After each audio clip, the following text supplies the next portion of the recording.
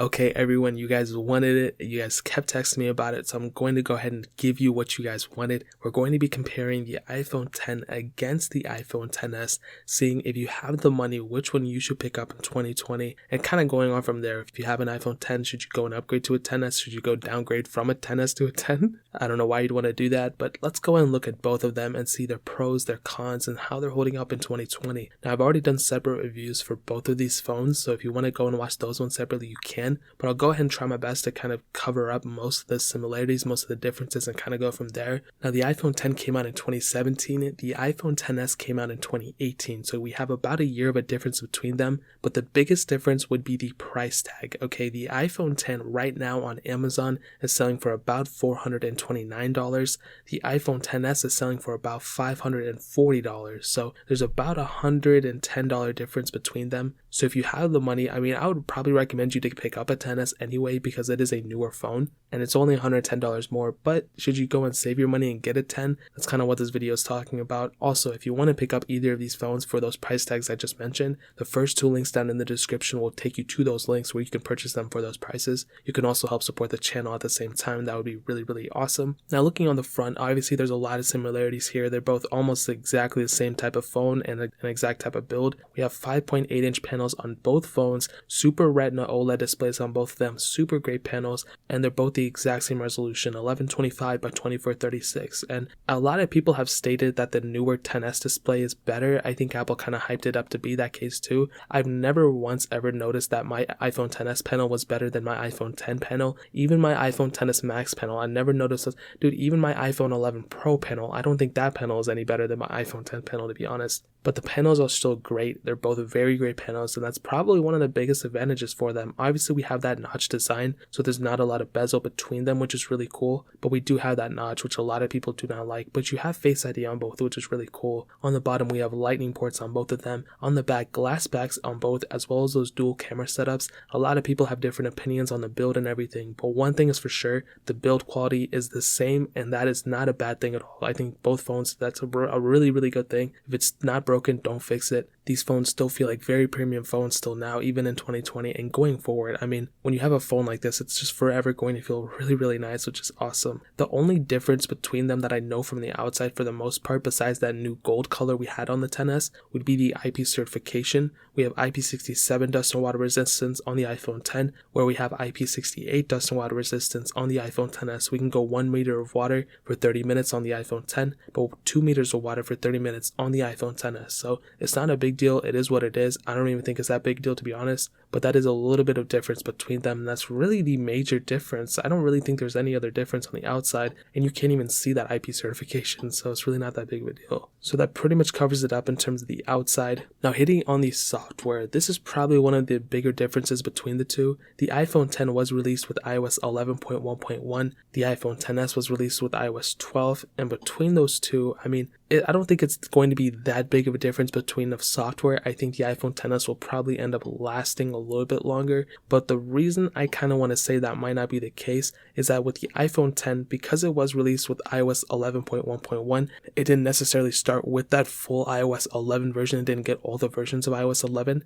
That makes me think that it might last an extra version of software, meaning that it might last as long as the iPhone 10. And if that is the case, and it actually kind of even is taking a step back, with the iPhone 6s and iPhone SE, those phones are apparently going to be getting iOS 14. So if that is the case, that means the iPhone 7 probably will not get iOS, an extra version of iOS, but the next phones over those will probably get it. This is a reach, I know. As I say, it kind of doesn't make sense, but with the next version on top of the iPhone 7, which is the iPhone 8, 8 Plus, and iPhone 10, those phones might get an extra version. I know it's a reach, but I kind of want to say it now in case I'm right in the future. I can take credit for it. So because of that, the iPhone 10 might get the extra version here or there. So if anything, I think the iPhone 10 might last as long as the iPhone 10s. But as it stands right now, the iPhone 10s will probably last longer than the iPhone 10 in terms of software support. But I will say one thing, and this is a big advantage for the iPhone 10. With that checkra jailbreak, that new jailbreak that just came out a couple months ago, basically if you're on any version of software on your iPhone 10, you can still jailbreak any version of those softwares. If you're on iOS 14, you can jailbreak it. If you're on iOS 12, you can jailbreak it. It's a hardware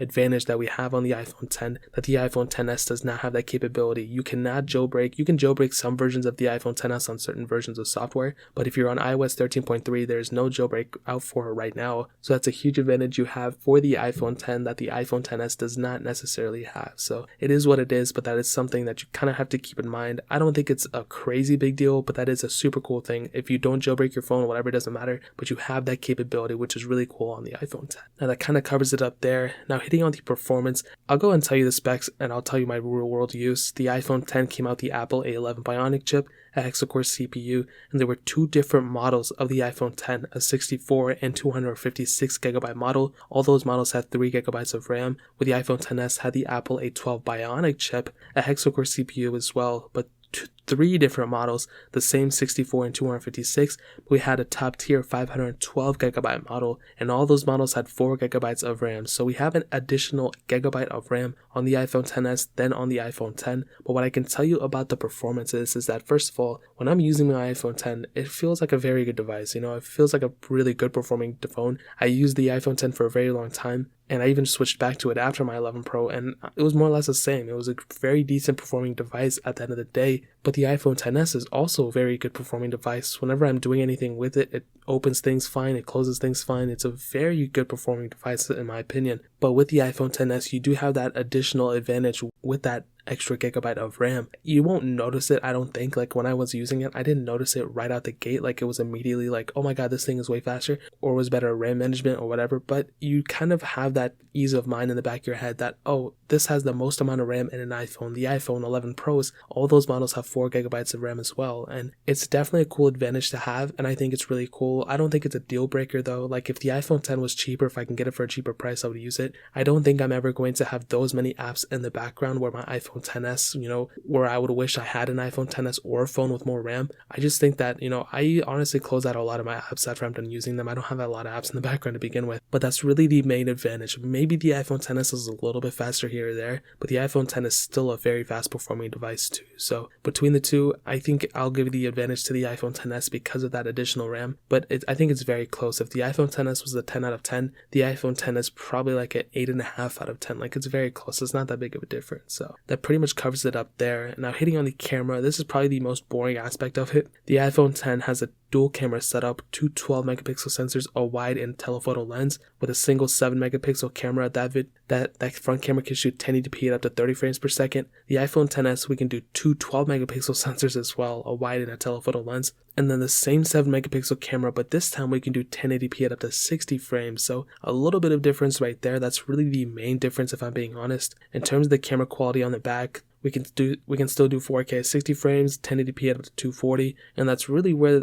it's pretty much the same as that camera setup. I didn't really notice too many differences between the two. We still have portrait mode, we still have all those little things. I think in night mode might have came on the iPhone XS, I don't really remember, but there may be like a slight advantage for the iPhone XS here or there in terms of software, but it's very close. There's not really like one that screams to me that it's way better. The quality on the iPhone 10 is still very good, and the quality on the iPhone XS is still very good. So the really main advantage is that's that front camera, where the iPhone XS can shoot that 60 frames a p, where we don't have that on the iPhone 10. So if I had to say it, probably the XS is probably like if it was a 10 out of 10, the iPhone 10 is a 9 out of 10. Very, very close. Not that big of a difference. And I don't even know that many people who shoot 1080p at 60 frames on that front camera. So that pretty much covers it up in terms of camera. I told you guys the camera one was going to be boring. Now ending it off with the battery life between them, the iPhone 10 has a 2,716 mAh battery. The iPhone XS has a 2,658 mAh battery. And between the two, again, there's really not one that screams to me that's way better. I will tell you though that if both of them were at 100% battery health, I would probably give the advantage to the iPhone 10 just by a little bit.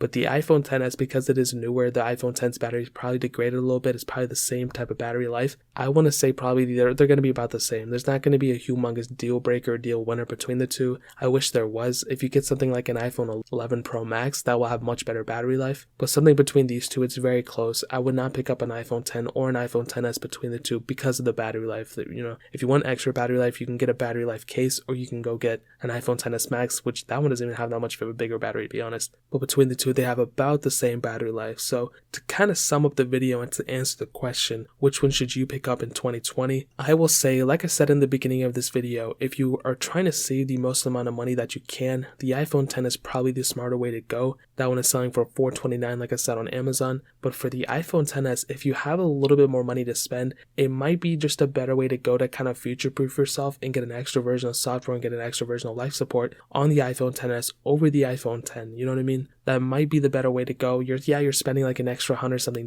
but it might be worth it in the long. You might want to go and just get the extra versions of software and be set and not have to worry about it. But I will say they are very, very close in 2020.